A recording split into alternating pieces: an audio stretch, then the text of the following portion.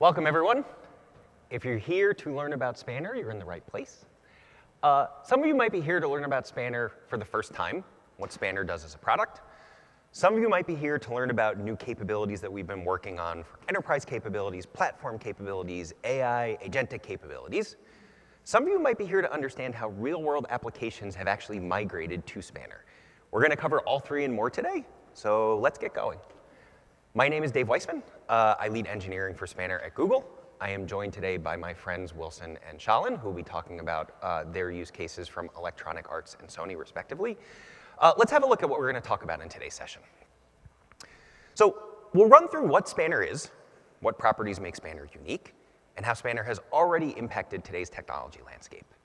We'll dive deeper into how Spanner is powering a new age of AI-first agentic and multi-model capabilities. We'll also talk about how Spanner's core platform is evolving to meet the increasing demands of both greenfield and brownfield applications. We'll mix in some demos, we'll do some real-world examples on how customers have transformed their operational deployments on top of Spanner, and at the end, we'll leave time for Q&A. So what is Spanner? Spanner is a database for modern applications. We built Spanner in Google to combine the scale of NoSQL system with the power and capabilities of typical relational databases. Spanner provides the best of both worlds. Now, I probably don't have to tell you this, but databases are still important in enterprise deployments. And we have some numbers to back this up. The database market is expected to grow 63% by 2030 on top of a $161 billion baseline. This demand is driven by both pre-existing workloads and new requirements. For example, integrating AI-first and agentic applications, the convergence of transaction and analytic processing, and the ever-increasing demands imposed by regulators, availability, and complex applications. But today's enterprises no longer operate with just a single technology stack. Data integration complexity is now the most cited challenge in operating across multi-platform environments. The complexity and the financial burden of building interactive, insightful, AI-first applications is hampering the ability of enterprises to meet the market demand. Part of this challenge is that last generation's databases weren't equipped for this generation's challenges. Today's applications have to handle unpredictable growth without operational intervention or drastic over-provisioning. Today's applications are always on. Users or agents need data when they need it, and managing availability in traditional databases is hard. And today's applications are rich, and they rely on complex sets of data and tools to function.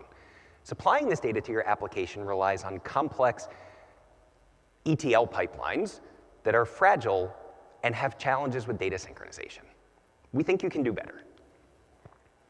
Spanner is an always-on, nearly limitlessly scalable, ACID-compliant transactional database. I got through it. That was a hard one. Spanner uses a Paxos-based quorum to allow for globally consistent zero RPO and zero RTO serving. And with Spanner's elastic provisioning, you can scale up and down in real time to dynamically match the demands of your workloads. But it doesn't stop there. Over the past 2 years, we've transformed the operational database market by providing true multi-model interoperable capabilities in Spanner, such as Spanner Graph and Spanner Search. Let's take a look at the impact that this has had on both internal and external to Google users. Across all of its deployments, Spanner processes over 7.5 billion requests per second and manages 23 exabytes of data. And Spanner is fast. It can process simple CRUD operations in less than 3.5 milliseconds.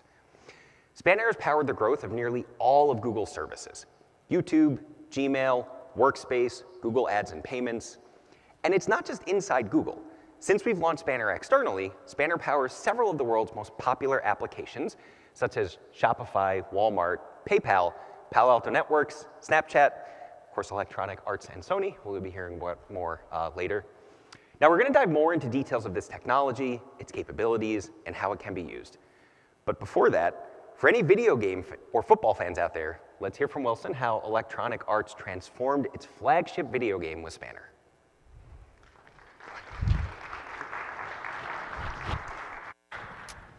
Right. Hi, my name is Wilson Chan, and I'm a senior principal engineer at Electronic Arts. I oversee server platform engineering activities for our EA Sports video game titles. That includes server feature development, DevOps, infrastructure, and security. One of the products we make is called EA Sports FC, and it's our soccer game. It has a very massive database footprint that we needed to migrate from MySQL to Spanner.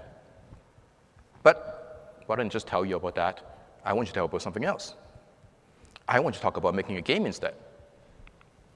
So here it is, The Adventure of Mr. Spanner, featuring none other than Dave Weissman, Mr. Spanner himself, who technically never agreed to be in my game, but there he is. When I was little, I thought, wouldn't it be cool if you make a game that has all the other game types inside the game? I don't know why I thought that was cool, but I get to make it now. So I'll walk you through the stages of my game, and you tell me what you think, okay? And yes, I put myself in the game, because why not? Stage 1 of this game is a puzzle game. I would even call it a 5-dimensional puzzle game. You get these 3-dimensional shapes, you got to morph it into other 3-dimensional shapes, and you got to do it across a long period of time. In this case, many years of time. This is like what we had to do when we migrate from MySQL to Spanner. We had to go look at data shapes in our data schema and figure out how to transform it from MySQL into Spanner. As an example, in MySQL, you may have a collection of your tiny ints and your small ints and your medium int and your big ints. But in Spanner, they go, no, no, no, no. In 64 it is. I can't go feed a 64-bit integer into an application that expects a small int, because it will just die. So instead, what we said was, OK, we needed to change our column in MySQL into a big int, but then apply a constraint to the column. So the only values that goes in there, for example, would be a small int. So the application can still expect a small int from the database, but the data storage matches what eventually would be in Spanner. We call it the Spanner-compatible data schema. We did that across all our columns. We did that across everything. And that was years before we migrated into Spanner. We started this exercise. We also obviously have to rekey all our data. Primary keys work differently in Spanner. We didn't always have globally distributed and or globally unique primary keys in our data in MySQL. But we had to kind of insert that into our MySQL database to make it the same. So when we go to Spanner, we will have the right schema to work with. Okay, moving on to stage 2. Stage 2 is a racing simulation game where you get to go tune an engine, change all these knobs, do all these things, and then when you're ready, you go put your vehicle to the test and see how fast it goes. That's kind of what we had to do with Spanner. We need to make sure that we don't go spend all this time on migration and then find out, oh my God, Spanner's not fast enough for this particular workload of ours. That would suck. So we instead said, OK, well, how do we run some stress and load testing way before we talk about migration? So we work with the Spanner folks on some of the challenges that we have. As an example, we have a table in MySQL that has 40+ indexes on it. That wasn't going to work in Spanner at all. So what we did in that case was we took advantage of what was back then the brand new feature. They didn't have a documentation on it yet for the full text search index. We worked with the Spanner team a lot on it, and we made it work at the end. So that was great. We also learned lots about indexing as we run our load testing, which works slightly differently in Spanner. We also did a lot of learning about locking. Just locking is very different in Spanner than it is in MySQL, and so we had to figure that out. Stage 3. Stage 3 is a turn-based city-building simulation game sprinkled with real-time strategy on top of it. The goal is to move a bunch of people from one city to another while maintaining the infrastructure of both cities and also making sure that we don't lose anyone as we migrate. And if some people migrate over there and the new city is not ready for them, they go backwards temporarily and try again later. And yes, that's exactly what we did with our Spanner migration pipeline. We had to make sure we can go forward and backwards without losing data, without corrupting data. Everything has to be there. We mostly try to take advantage of all the stuff that the Spanner folks have available. whether it's a spanner migration tool, whether it's pipelines written in data stream and data flow. And for the most part, it worked out okay. We had to do lots of tuning, lots of things, lots of feature requests to the spanner folks. For example, the constraints that I talked about earlier wasn't initially supported in the toolset, but we worked with them and we got it added. The one big area that we had challenges with was data validation. We attempted to use one of the data validation tools that the spanner folks has, but as part of our testing on our workload, it would have taken more CPU than was available total in our whole region and was going to take way, way too long. So we decided to write our own. We understood our own data shapes. We understood our own data limits. We knew what was in our data and what was not in our data. And so we said, fine, I will write something that's custom for our workload, and it worked out pretty good. And we were very glad we didn't skip the validation step. We found lots of edge cases, whether there were bugs in the pipeline, whether there were things in our data that we didn't know exist in our data, and we had to go fix all of those. So if there's one thing about migration you should remember is don't skip the validation.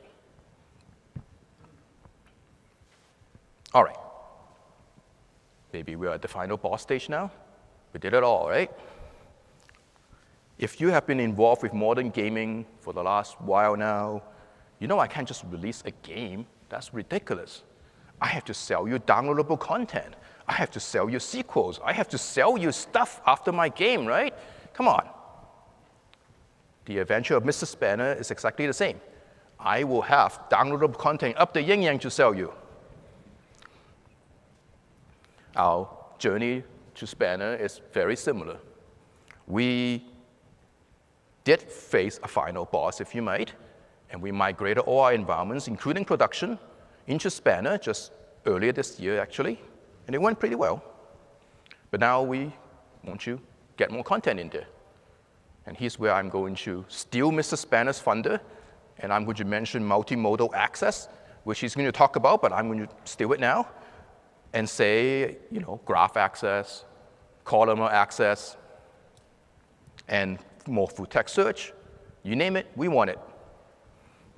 And with that, I'm going to pass it back to Mr. Spanner, who is going to spend the rest of the talk doing nothing except tell you how much he loves my game. Thank you.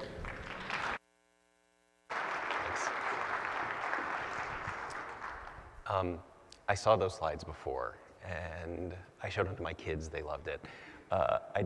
You asked me whether or not like I wanted any creative input before you came up with them, and I had no idea where it was going to go. OK. As I discussed earlier, applications are changing, and they are changing very quickly. The experiences that applications have to power are becoming increasingly complex, and the data available in order to serve these experiences is exploding. Let's take a look at how Spanner is powering these transformations. Last year, we introduced Spanner as a database that can unify entire operational deployments across various data models into a single, consistent source of truth. This innovation allows applications to build rich user experiences, combining data across a wide variety of data models, all in a fully consistent manner. It also drastically simplifies deploying and managing the operational estate. No longer do users have to worry about deploying multiple independent technology stacks or worrying about things like governance, SLAs, or other availability challenges within this environment. The real power of this platform comes from its simplicity and its multi-model interoperability. Users can deploy and access text search, vector search, and graph capabilities all by simply updating the DDL of the database. And since the data is all stored in a single consistent platform, applications can develop complex user experiences that rely on interoperability among the various data models. Let's take a look at an example. Suppose I want to find brown hiking boots, and I want the results to be customized based on purchases of my friends. We start by running parallel text and vector searches, unioning the results to improve overall recall. The output of this is used to index into a graph overlay, which can then be traversed to find entities related to the original search results. All of this is unified within a single SQL interface and is executed on a single, consistent, highly available elastic platform. Each of the models in Spanner offer powerful capabilities, both in isolation and when working together. Let's start with Spanner Graph. We built Spanner Graph using SQL PGQ, it's part of the 2023 SQL standard, to give a native graph-first experiences. It already includes familiar graph capabilities that you expect, like schema-less support and built-in native visualization. Today, I'm thrilled to announce that we are expanding these capabilities even further with the following stuff. Number one, we're launching integrated graph algorithms. You can actually run graph algorithms directly on your data in Spanner, all through the SQL query language.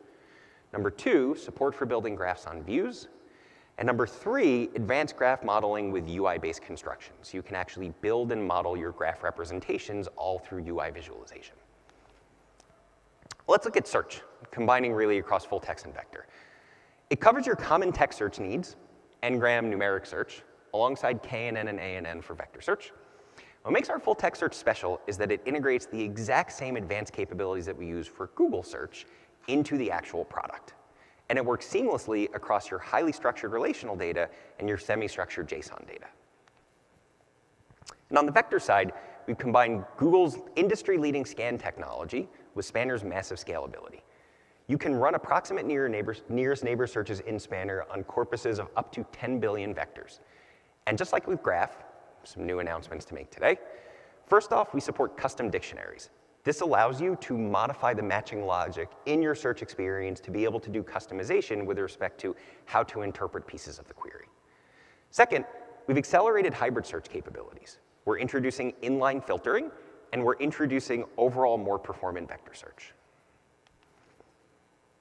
These capabilities, along with other recent innovations, make Spanner a true end-to-end platform for AI-first applications. Using Spanner's interoperable multi-model capabilities, we can power some really amazing things. Take GraphRag, for example. You can use Spanner's vector search engine to find semantically relevant information to a given piece of data, and then use that information to index into a graph to find relationships that are relevant to feed to context into LLMs. Similarly, you can use hybrid search to blend classical keyword search with rich semantic results, using natively integrated techniques like reciprocal rank fusion. And it's not just what you can build on top of Spanner. We're also bringing powerful AI capabilities directly into the database. Beyond in-database embedding generation and inference that I spoke about earlier, we have a new suite of AI-integrated functions that allow you to declaratively program into your SQL capabilities through natural language.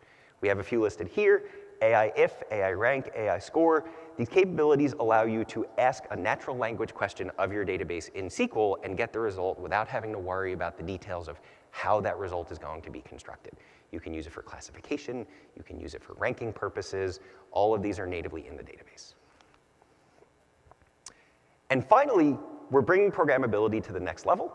We have bring your own model support using remote UDFs, which is available now today.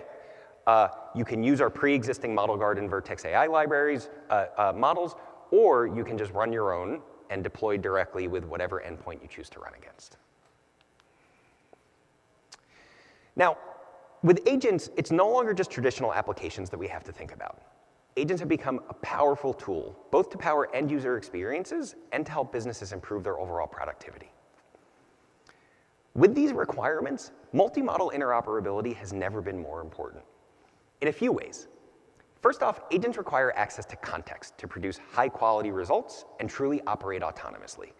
Operational databases play a critical role in ensuring the context is up-to-date, consistent, and highly available. And Spanner's multi-model interoperability puts it front and center of these capabilities. Here we can see some of the ways that agents generate context and how this maps to the core capabilities that Spanner provides. First, the heart of agent context is the core operational data estate. The same thing that power all your applications traditionally also power your agents from a context perspective. For example, user profile information for a chatbot, or to autonomously resolve customer support cases, or say real-time price information for an agent that is trading stocks. I skipped a slide. Anyway, your operational data store can also be used for short and long-term memory. So in addition to having scratch spaces to write down information, you can use information that you're building in your operational data estate or is ingested from third-party sources to make memory available for real-time and consistent availability for your agents. Finally, your agent content has to be broad, and it also has to be high quality. Combining operational data with tools like search and graph allow agents to use techniques like RAG and graph RAG in order to produce the highest quality context to feed into your LLMs. It's not just context, though. Agents need more from a platform perspective. Natural language has become the default choice for agent communication, agent dialect. And today, I'm happy to announce that Spanner supports natural language as an interactive capability for speaking to the database. Not only can you use natural language in order to speak to the database, there are also advanced capabilities like schema interpretation, value index distributions, and templates that can be used to both implicitly and explicitly control the way that agents interpret and the database interprets natural language context. Now, moving on, simply having natural language is not necessarily enough because we need access to the ecosystem. Deploying agents, managing agents, running agents requires tools like MCP, ADK, and a wide variety of IDE integrations in order to put this stuff to use in a realistic environment. And finally, agents really, with autonomous operations, are not as predictable as typical applications may be historically. This is where the foundational capabilities of Spanner really shine, with its availability, with its elastic provisioning, and with its unlimited read and write scaling, so that you can get the capacity that you need exactly when you need it. Let's have a look at an example of this in practice. Hope this works. Hey, welcome to this demo showing how you can build a hybrid search app on Spanner using a Gemini-powered IDE. The agent in the IDE will be an autonomous developer going through the instructions in the Markdown file. The agent starts by provisioning the instance, creating the database, and setting up the schema. The instance is a one-node regional Spanner enterprise instance that will leverage Spanner's vector and FTS capabilities. The schema contains two tables, feeds and articles. Feeds contains the RSS feeds information. Articles is a child table that contains the title, summary, along with embeddings and token list columns for vector and full text search respectively. The agent seeds the data into the tables using the specified parser for parsing the URLs and uses a text embedding model for generating embeddings. All of this data is then stored in Spanner. Now comes the interesting part. The agent sets up to use hybrid search in Spanner, along with a vanilla.js glass morphism frontend. Hybrid search uses FTS and vector search together. Remember that the same table contains tokens and embeddings, and we created indexes up front. So this powerful app is actually quite straightforward. Agent creates the app and runs automated tests to fix any bugs. Once the tests pass, the agent spins up the server and prints out a summary of the actions, starting from instance creation through till the web app startup. It also prints a link to the app. Let's try out the app. The app has a search bar. Let's try NASA. There they are. Great. Instructions are on GitHub. Try them out. So as you can see, the process of actually building an end-to-end powerful application using the advanced capabilities that we have, like multi-model interoperability, is something that agents can do extremely well to power high-quality use cases. Now, as I mentioned earlier, AI-first and agentic applications don't work in isolation. They require an incredibly rich data ecosystem. Today, most enterprises split their data between their operational deployment and their analytic or their lakehouse deployment. And on one side, to deliver real-time user experiences through traditional applications or through autonomous agents, you need access to rich data available in your entire operational estate. On the other hand, you also rely on things like the ability to take information from your operational estate and use it in your analytic deployments. Let's talk about how we combine the two. First off, we have analytics serving. Through Spanner's native integrations with BigQuery, and in-database technology like columnar engine, which is now GA'd, it's incredibly easy to take the power of your full analytical state and put it to work in real-time applications and agents.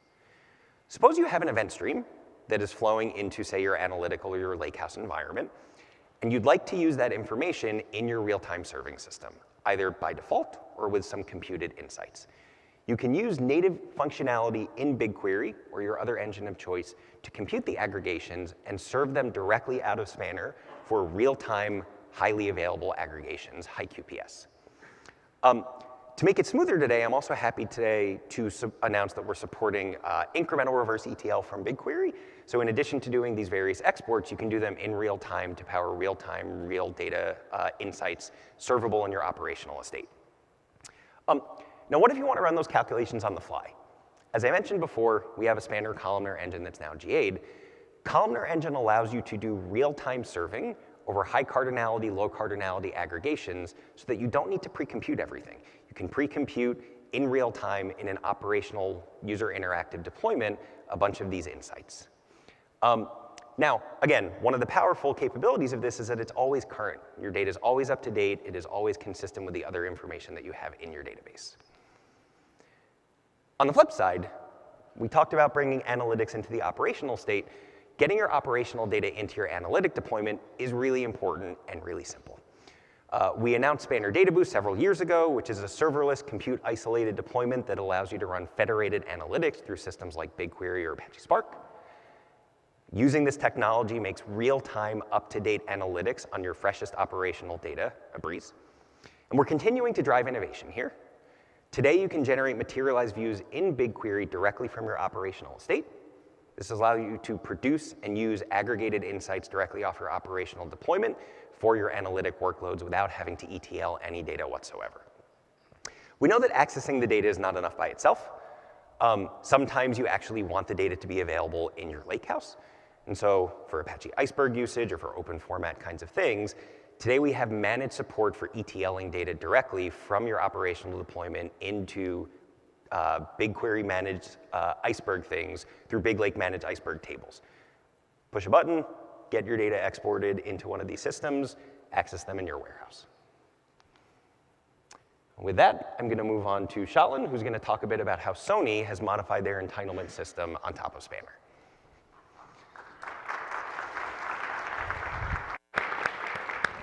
Thank you, Dave. And before I start, Wilson, I love your game. So we are all about the game developers and the gamers. So I'm going to talk about our journey. And when we say Sony, we are basically the PlayStation. If you guys are able to connect, we are the gaming console, and we are the entire platform behind that. And this is, just 1 second, let me try. So the story about entitlements. So this is not a data migration story, believe me. This is about the courage the engineering team had to do that migration. It is about an engineer's love letter to the distributed system. It is a story about massive collaboration between two amazing organizations. So what is this entitlement? Like, why are we talking about entitlement? Whenever any game player downloads a game, wants to play a game, it's an invisible Boolean flag sitting inside the system. You are clicking something on a console or you get a recommendation. It's all kicked off by one call going to that system which says, yes, give them access, or no, this is not allowed, or yeah, they qualify for a promotion. That's all, as the word says, you are entitled. And that are all the capabilities which a game developer wants to build all the capabilities and give it to the gamers who utilize all those capabilities, and it is instantaneous and with frictionless for a developer to have a handshake with the gamer. And that's Sony's promise on that being instantaneous and frictionless. So you can see entitlements can be a lot of stuff. It can be a DLC, it can be a game, it can be an access, it can be virtual currencies, which all game developers utilize as capabilities on their system. Now, why did we take this initiative? It was working fine. What is the problem? Why are we doing it? Whenever you pick up a legacy system or existing system, we don't look at it as it's a bad engineering. It is that the engineering has overlived its context, and we need to move ahead. We need to think ahead of time. We have to foresee what happens 5 years ahead. So that's why we need to re-engineer. We need to re-transform our stack. Yes, as nowadays, since COVID, we have seen that influencers have become very impactful, and they bring their followers with them into a system, and there is amazing gate rush which happens on the systems. So it is a multiplier factor of cost as your number of users increase. And with all the decisions we made in past, we never knew how the market is going to respond to it, or how this whole social aspect of users is going to impact. So we realize over a period of time that inflexibility kicks in. There are certain concepts in engineering of, hey, denormalization is good for speed, but then when you become massive, when you grow at a huge scale, you realize that, oh, that denormalization was not a good decision. And then you start rolling back. You said, oh, do I need to rethink about it? And these were all the reasons. And I want to show you, my presentation is all about data because I'm a data person. I want to show you the data of all the reasons. See the power gamers. They are the influencers, and we build the system for them. And you can see over a 4-year period, each color represents an year line. See how much impactful the influencers have been. They have been significantly growing, more than doubled in a matter of 4 years. The storage, not a very interesting topic till it becomes very relevant. We don't think about storage, it is very cheap. But when it grows at that scale, it becomes really a pain point, and then you have to think about it. And in Sony, we care about the storage, because how you design it enables a lot of capabilities on the front end. It enables all the features all your engineering teams are going to build.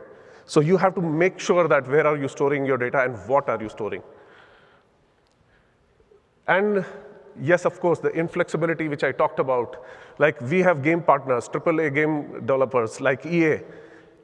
They have to, on the fly, create a new feature, new skin, a new map, like a FIFA game. Oh, the Ronaldo edition has to be added. Oh, the picture has to be updated.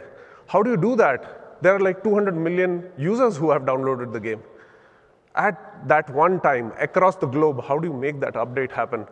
If you have a denormalized structure, it becomes the biggest pain point.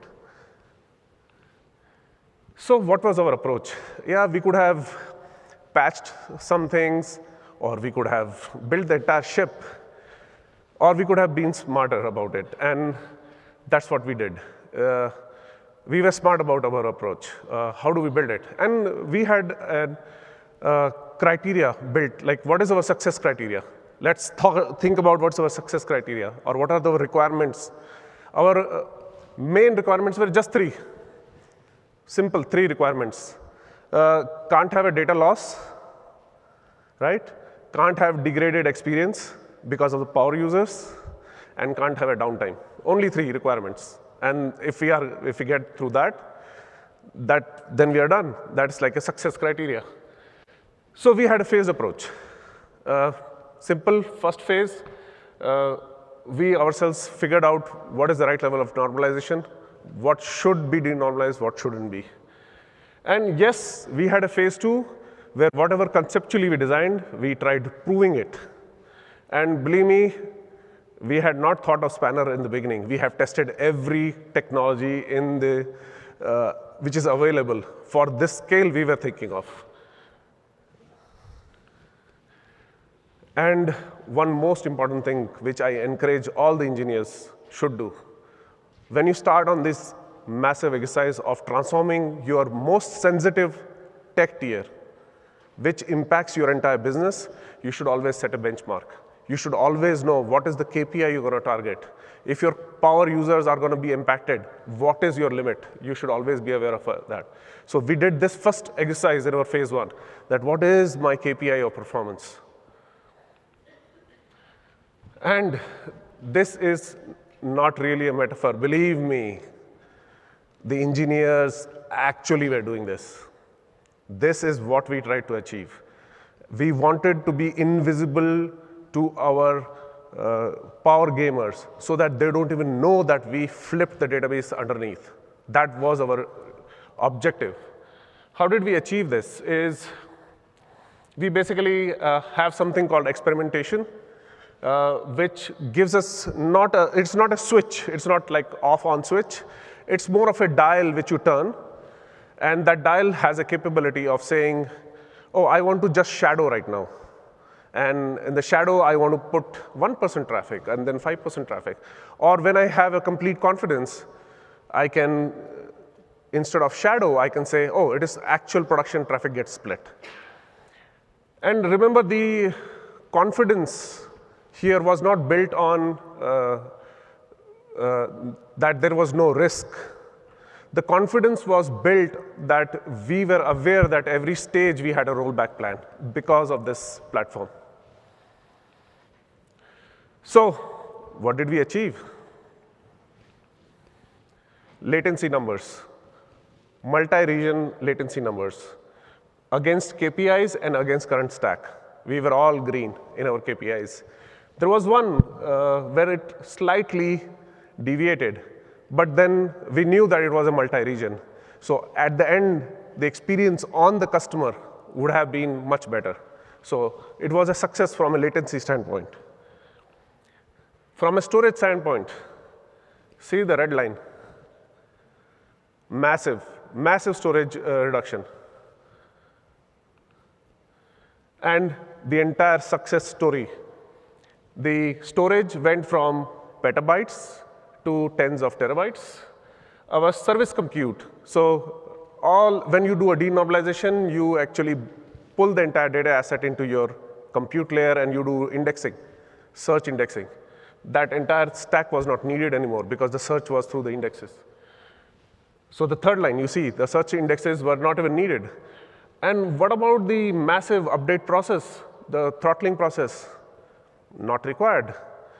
Our game developers made one change. It was one row in a catalog, which was normalized data asset. And that made it massive because we had to removed the entire throttling process from our stack. And what did we learn? We learned quite a bit. Like measure everything is one important thing which I tell all the engineers. Like always have a baseline. Baseline is never optional. You have to build a baseline. Second most important thing we learned, always have abstraction. With all your foundational stack, you should always have your abstraction so that when you do such kind of a massive migration, your business logic doesn't get impacted. Third thing, have your phases, like phase of conceptualizing, phase of testing your ideas out, and what are your gating criterias. And trust your data, because you can see the data really helped us to make those decisions. And the last, not least, is the partnership multiplier.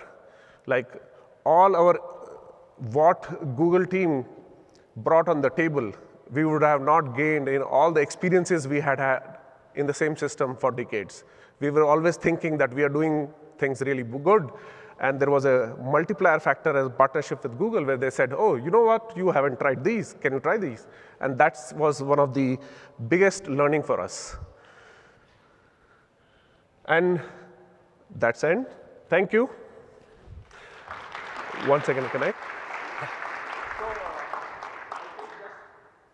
I would like to introduce some of the engineers who, like it's an invitation for you guys. If you are thinking anything, reach out to these people. And there is a team here, Lucas, Ed, Felicia, Erin, and Ben, Justin. And these are all the team members who all supported this whole engineering effort. I would love that you come to us for questions, and we would like to answer them.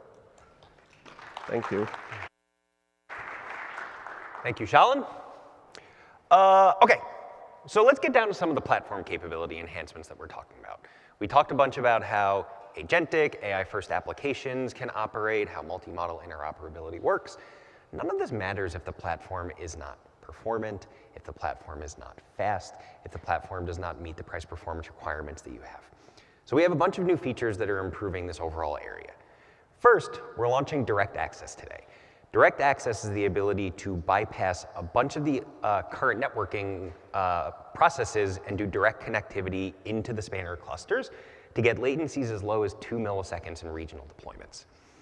Second, read leases are a capability that allows you to get regional latency capabilities in multi-region environments. So no longer do you have to worry about saying, how do I serve strong consistency in multi-region environments without paying the tax of needing to do communication with leaders. You can get full regional latencies no matter your deployment. Finally, today we're GAing repeatable read. Most databases in the world use isolation levels like read committed or repeatable read, which can be really, really helpful for read-write contention workloads where you don't necessarily need to grab locks as aggressively. Repeatable read can get performance up to 4x of an improvement over serializability in some workloads. And moving on, we have a slew of capabilities that we're using to advance in our SQL environment. We have a bunch of common capabilities like functions and types that we're launching, UUID, interval, on-update timestamp, on-update conflict, UDFs, these kinds of things. And we've optimized a bunch of the connectivity in clients that we have through common drivers like Hibernate and Gorm. We're continuing to work on expanding our compatibility for our Postgres environment. Postgres is the database of choice in 2026, and making sure that we are Postgres familiar and that users can have typical application experiences against Spanner is a common requirement that we hear from our customers. Finally, we're happy to announce that we have a new SQL syntax that's supported.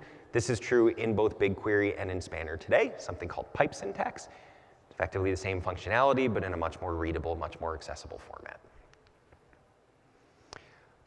Moving on, I'm happy to announce today that we will have a coming soon of a capability known as Spanner Queues. Spanner Queues effectively make event-driven processing integrated into the database so you no longer have to worry about consistency between your transactional deployment and your message buses. You can transactionally commit to the database and queue messages.